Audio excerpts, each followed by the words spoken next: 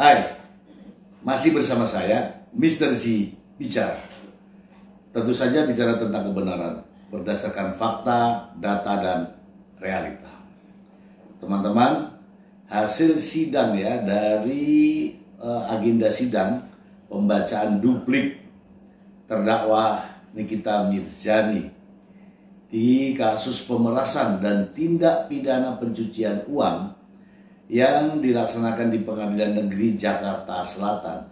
Nampaknya sesuai dengan prediksi saya, terdakwa menyampaikan duplik.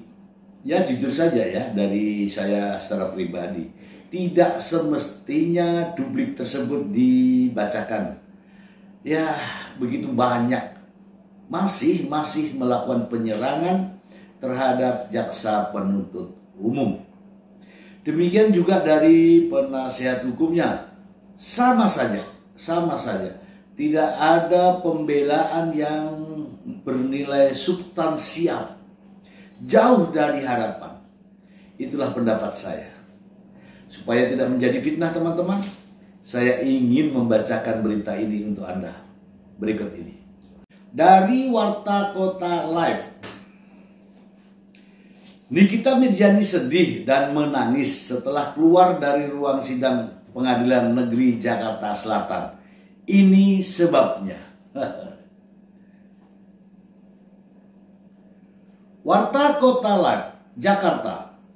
Terdakwa Nikita Mirzani menangis setelah membacakan tanggapan atas replik jaksa penuntut umum atau duplik di sidang perkara pemerasan dan tindak pidana pencucian uang (TPPU) di Pengadilan Negeri Jakarta Selatan. Air mata Nikita Mirzani menetes sesaat setelah keluar dari ruang sidang. Saat ditanya kondisinya setelah sidang, Nikita Mirzani tidak mampu menahan tangis. Nikita Mirzani melepas kacamata, meminta tisu ke petugas di belakangnya, lalu mengusap matanya sebelum melanjutkan wawancara. Nangis karena akhirnya selesai setelah kurang lebih 8 bulan, kata Nikita Mirzani dengan suara parau sebelum kembali ke rumah tahanan Pondok Bambu. Nikita Mirzani mengaku sudah lama menunggu hari pembacaan vonis dari hakim.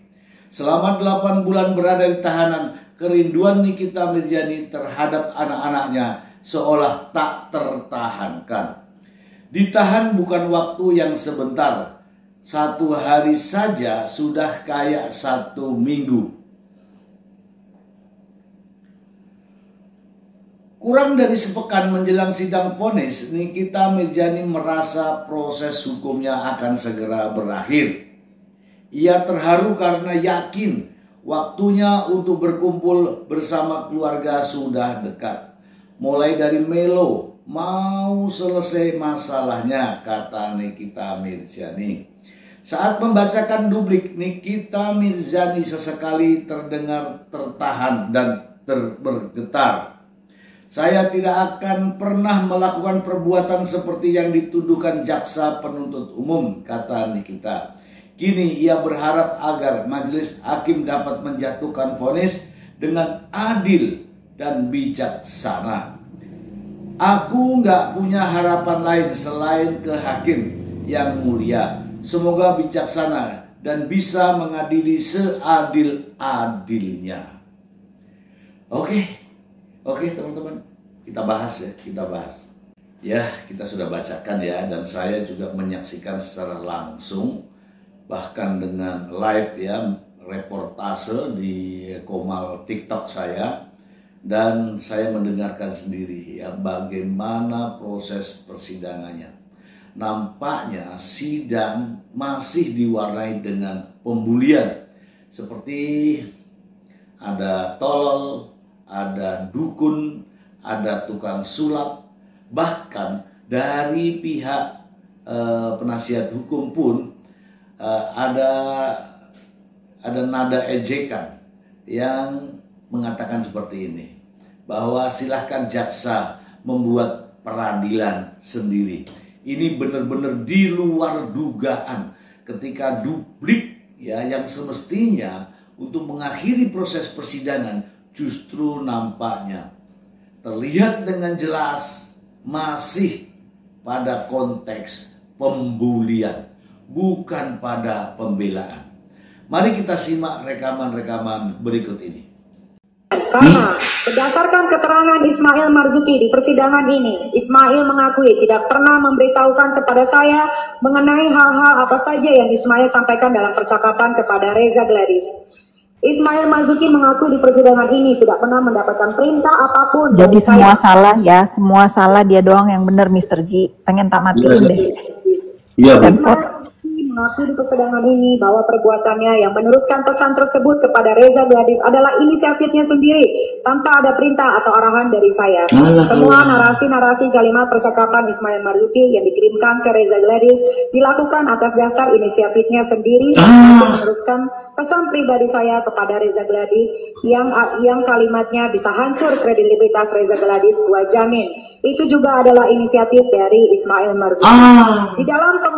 Di dalam bukti percakapan antara Ismail Marzuki dengan Reza Gladys tertanggal 14 November 2024 pukul 14 WIB sampai 14.20 WIB tidak terdapat adanya riwayat pengiriman gambar nota pembelian e-commerce Glowing Booster Cell yang diburamkan tanggalnya. Seharusnya jika jaksa mengatakan Ismail Marzuki mengirimkan satu gambar nota pembelian e-commerce Salmon DNA yang ada jarum suntiknya yang telah diburamkan tanggalnya kepada saksi Reza Gladys dalam bentuk pesan gambar sekali terbuka pada aplikasi WhatsApp, maka dalam riwayat chat aplikasi WhatsApp tersebut harusnya masih ada tertinggal jejak bekas pengiriman gambar. Akan tetapi faktanya di dalam riwayat chat aplikasi WhatsApp tersebut sama sekali tidak terdapat atau tidak ada tertinggal jejak bekas pengiriman gambar.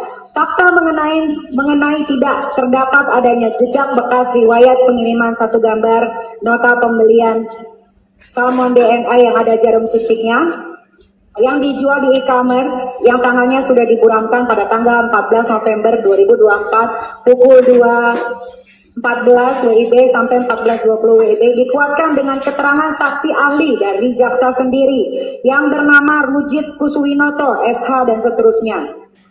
Mohon kepada Bapak Hakim yang mulia memeriksa kembali riwayat percakapan antara Ismail Marzuki dengan Reza Gladys pada tanggal 14 November 2024. Dalam perkara ini terdapat banyak sekali kejanggalannya. Ancaman pencemaran tidak terbukti, ancaman membuka rahasia tidak terbukti, pemerasan tidak terbukti, bukti-bukti dan fakta-fakta dalam persidangan ini semua mengarah kepada adanya kesepakatan kerjasama yang dibangun atas nama bisnis. Hal ini terbukti dari adanya percakapan antara Reza Gladys yang dengan cengengesan dan hati gembira berbicara dengan Ismail Marzuki. Kemudian terbukti juga dengan adanya chat WhatsApp dari Reza Gladys kepada Ismail Marzuki yang meminta tolong kepada Ismail Marzuki agar bisa dipertemukan dengan saya. Tidak ada unsur pemaksaan yang saya lakukan karena faktanya saya tidak pernah berkomunikasi langsung dengan Reza Gladys. Selama kurang lebih 8 bulan ini saya dimasukkan ke dalam penjara. Padahal saya tidak pernah melakukan perbuatan seperti yang dituduhkan kepada jaksa penuntut umum kepada saya.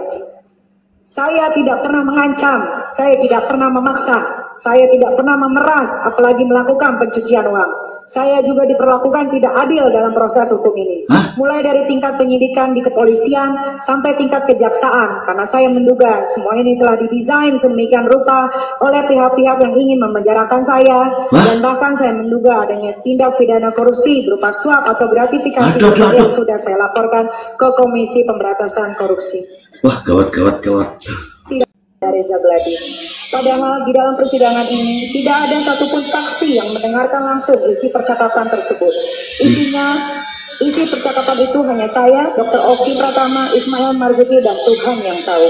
Kalau jaksa menyimpulkan ini percakapan itu adalah kesepakatan untuk melakukan pengancaman dan pemerasan terhadap Reza Gladys, maka pertanyaannya, jaksa mengetahuinya dari mana? Sedangkan dalam fakta persidangan ini tidak ada satupun saksi yang mengetahui isi percakapan itu. Bahkan ahli digital forensik yang bernama Rujit Kuswinoto, SHAC dan seterusnya yang dihadirkan jaksa di muka persidangan ini telah mengatakan panggilan telepon tidak bisa dilakukan ekstraksi sehingga tidak diketahui isi percakapannya. Bahwa selain jaksa penuntut umum sudah menjadi tukang sulap, jaksa juga sudah tidak menggunakan ilmu hukum dalam menangani perkara saya. Tapi jaksa menggunakan ilmu dukun supranatural karena bisa menyimpulkan percakapan bertiga antara saya, Dr. Oki Pratama dan Ismail Marzuki, melakukan kesepakatan untuk melakukan pengancaman dan pemerasan terhadap Reza Gladys. Padahal di dalam persidangan ini tidak pernah ada bukti maupun fakta tentang hal itu.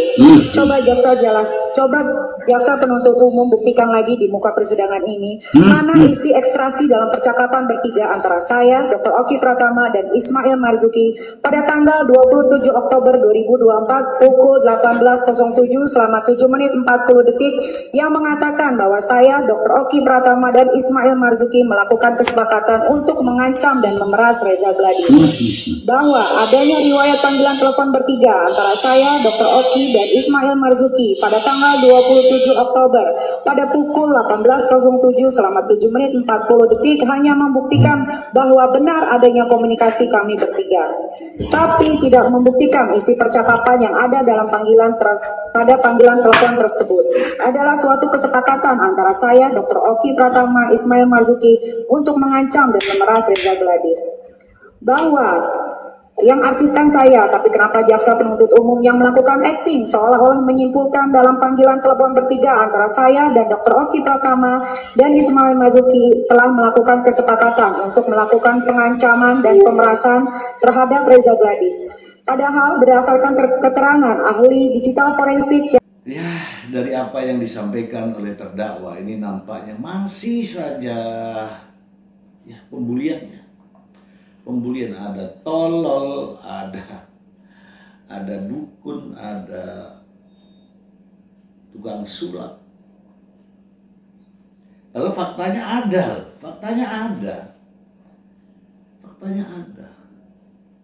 Tapi memang ya, begitulah ya karakter seseorang ya. Bukan karena tidak ada kejadian itu. Ada peristiwa itu.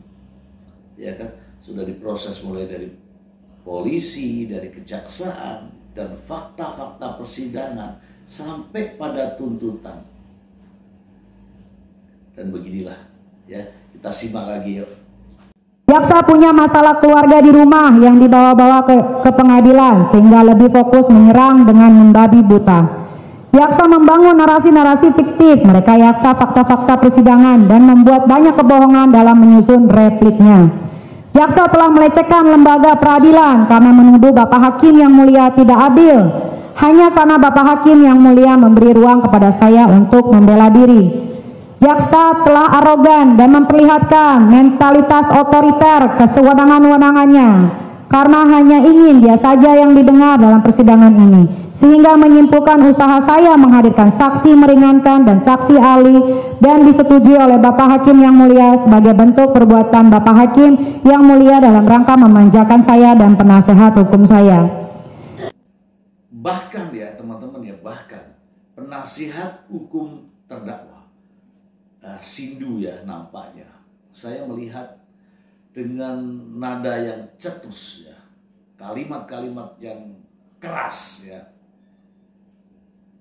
menyinggung bagaimana jaksa menanggapinya dalam replik. Ya sepertinya bukan lagi pada substansi dakwaan, tetapi justru menyerang ke arah pribadi atau institusi. Mari kita simak. Persidangan ini atau jaksa penuntut umum takut ketidaktahuannya terpampang nyata di hadapan publik bahwa argumentasi kami tim penasihat hukum terdakwa mengenai adanya pertentangan antara keterangan satu saksi dengan saksi yang lain disampaikan dalam materi nota pembelaan atau pledoi sebelumnya merupakan argumentasi hukum yang sah karena disampaikan dalam kerangka hukum membela kepentingan hukum terdakwa Nikita Mirzani. Sikap arogan jaksa penuntut umum menggambarkan seolah-olah tidak boleh ada yang memberikan argumentasi hukum di persidangan ini selain jaksa penuntut umum. Jika demikian halnya, kami tim penasihat hukum terdakwa menyarankan kepada jaksa penuntut umum agar membuat lembaga peradilan sendiri. Tidak ada lagi pihak-pihak yang membantah dalil-dalil jaksa penuntut umum. Bahwa selanjutnya, di dalam repliknya jaksa penuntut umum mengatakan, tapi kenapa dimulai dari pembuatan surat dakwaan, pemeriksaan saksi, dan alat bukti dalam persidangan, dan sampai saat membuat nota pembelaan atau pledoi penasihat hukum, tetap mempertontonkan tentang tidak memahami betul substansi fakta dari kasus yang sedang ditangani. Tentu hal ini akan sangat memberatkan terdakwa Nikita Mirzani. Bahwa dalil ini adalah dalil yang tendensius. Lanjut, jaksa penuntut umum dalam repliknya juga mengatakan kami tim penasihat hukum terdakwa belajar lagi lebih gigih dan belajarlah untuk dapat menguasai kliennya dalam persidangan. Jangan terbiasa menyalahkan pihak lain ketika kliennya dituntut hukuman berat. Bahwa banyaknya serangan secara personal yang dilakukan oleh jaksa penuntut umum kepada tim penasihat hukum terdakwa menunjukkan bahwa jaksa penuntut umum dalam perkara ini bukanlah seorang jaksa yang profesional dan berintegritas. Jaksa penuntut umum dalam perkara ini sejatinya tidak layak menangani perkara ini. Jaksa penuntut umum dalam perkara ini terbiasa menangani perkara yang bisa diatur sesuka hatinya. Pernyataan jaksa penuntut umum yang mengatakan kami tim penasihat hukum terdakwa harus belajar lagi lebih gigih menggambarkan bahwa jaksa penuntut umum mengklaim dirinya merasa paling pintar di persidangan ini. Lebih pintar dari tim penasihat hukum terdakwa, termasuk lebih pintar dari majelis hakim yang mulia.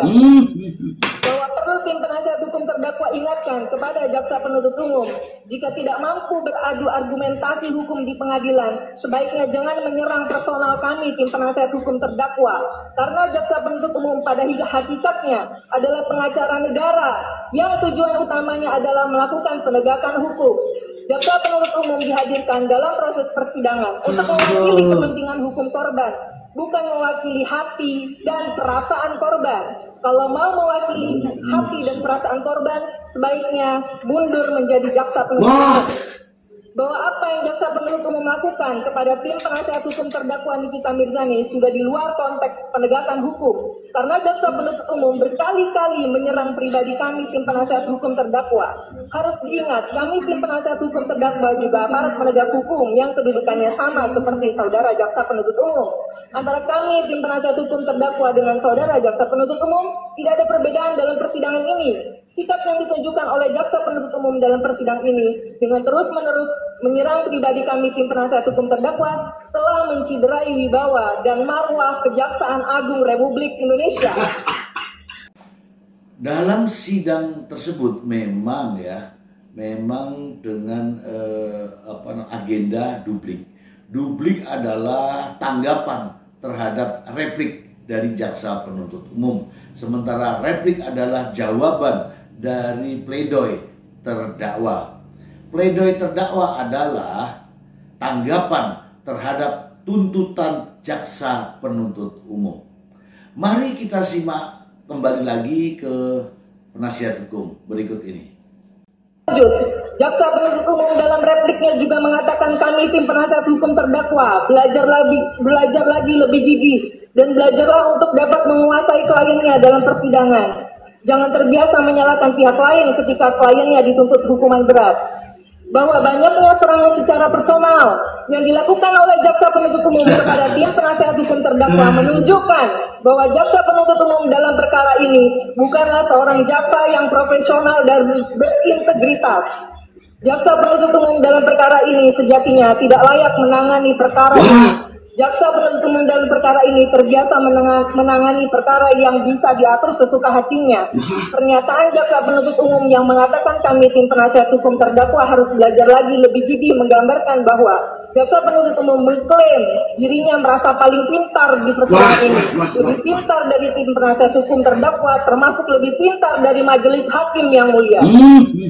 Bahwa perlu tim penasihat hukum terdakwa ingatkan kepada jaksa penuntut umum, jika tidak mampu beradu argumentasi hukum di pengadilan, sebaiknya jangan menyerang personal kami tim penasihat hukum terdakwa, karena jaksa penuntut umum pada hakikatnya adalah pengacara negara yang tujuan utamanya adalah melakukan penegakan hukum. Jaksa penuntut umum dihadirkan dalam proses persidangan untuk mewakili kepentingan hukum korban, bukan mewakili hati dan perasaan korban. Kalau mau mewakili hati dan perasaan korban, sebaiknya mundur menjadi jaksa penuntut umum. Bahwa apa yang jaksa penuntut umum lakukan kepada tim penasihat hukum terdakwa Nikita Mirzani sudah di luar konteks penegakan hukum. Karena jaksa penuntut umum berkali-kali menyerang pribadi kami tim penasihat hukum terdakwa.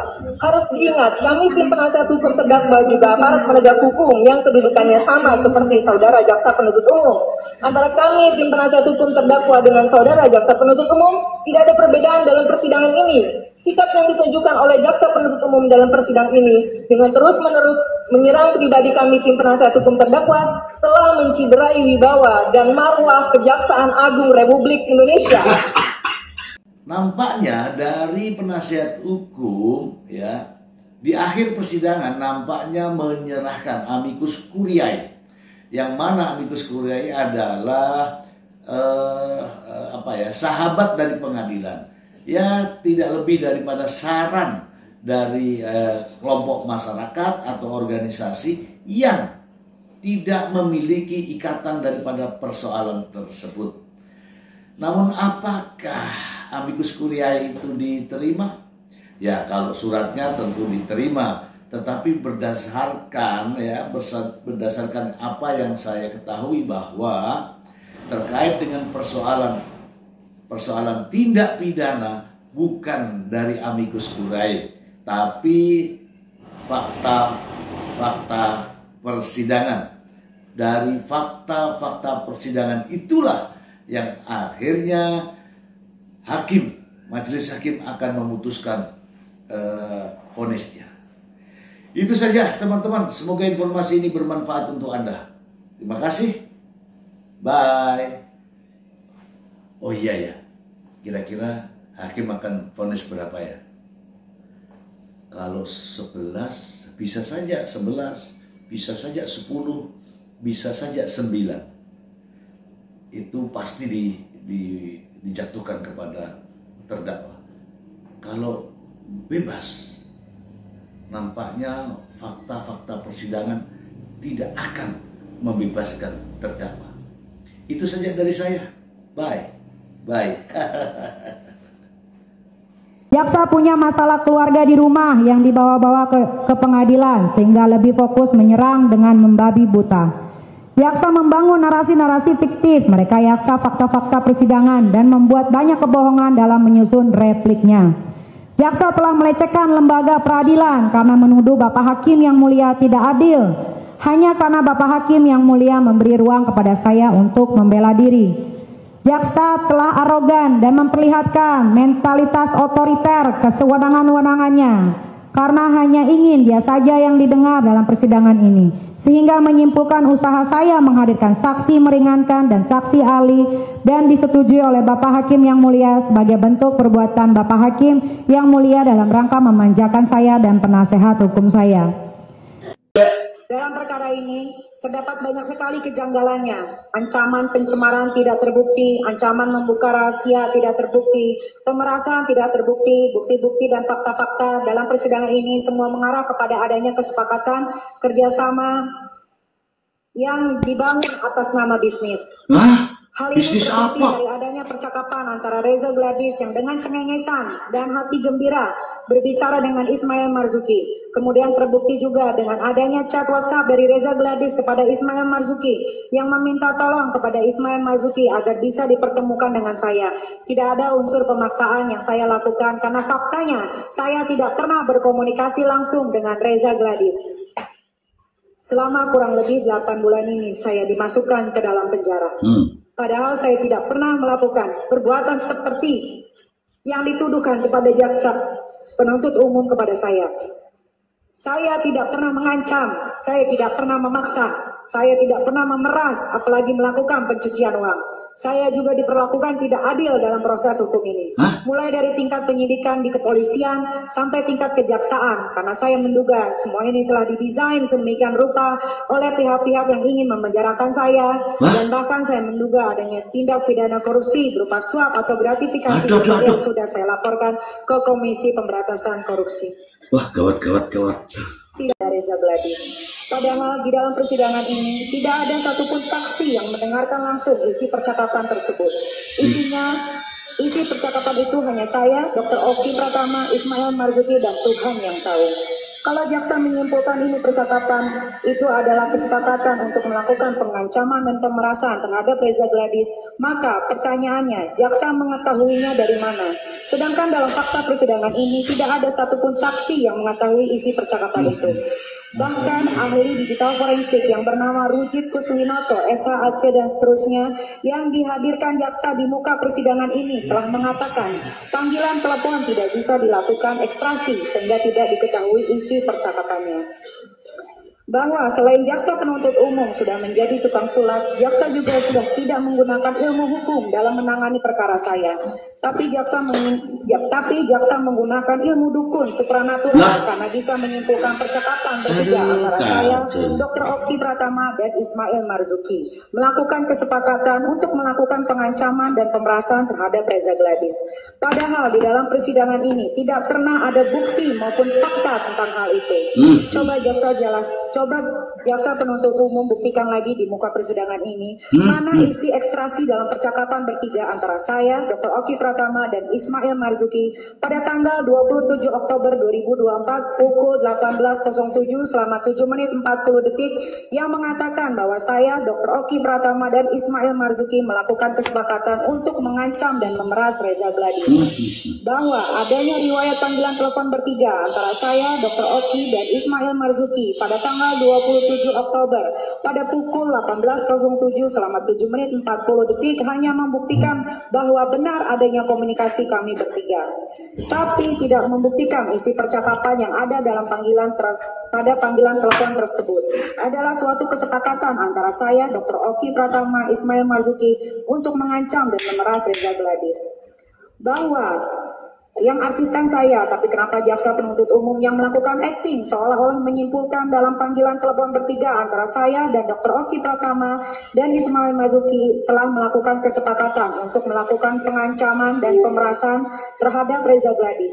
Padahal berdasarkan keterangan ahli digital forensik karena berdasarkan keterangan Ismail Marzuki di persidangan ini, Ismail mengakui tidak pernah memberitahukan kepada saya mengenai hal-hal apa saja yang Ismail sampaikan dalam percakapan kepada Reza Gladys.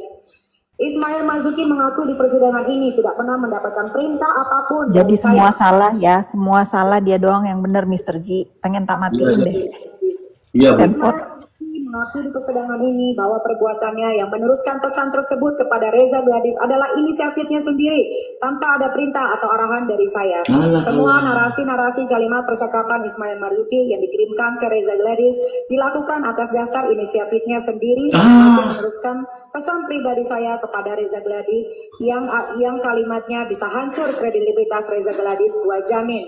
Itu juga adalah inisiatif dari Ismail Marzuki.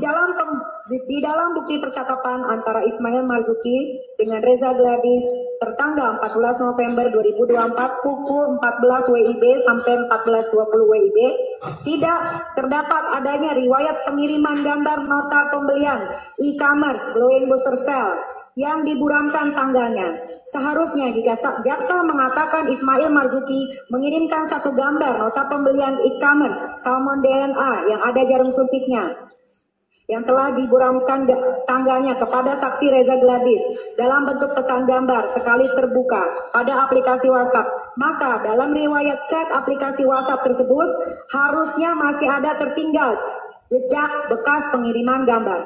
Akan tetapi faktanya di dalam riwayat chat aplikasi WhatsApp tersebut sama sekali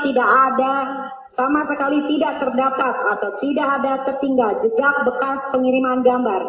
Fakta mengenai tidak terdapat adanya jejak bekas riwayat pengiriman satu gambar nota pembelian Salmon DNA yang ada jarum suntiknya yang dijual di e-commerce yang tangannya sudah diburamkan pada tanggal 14 November 2024 pukul 2.14 WIB sampai 14.20 WIB dikuatkan dengan keterangan saksi ahli dari jaksa sendiri yang bernama Rujit Kuswinoto, SH dan seterusnya. Mohon kepada Bapak Hakim yang mulia memeriksa kembali riwayat percakapan antara Ismail Marzuki dengan Reza Gladys pada tanggal 14 November 2024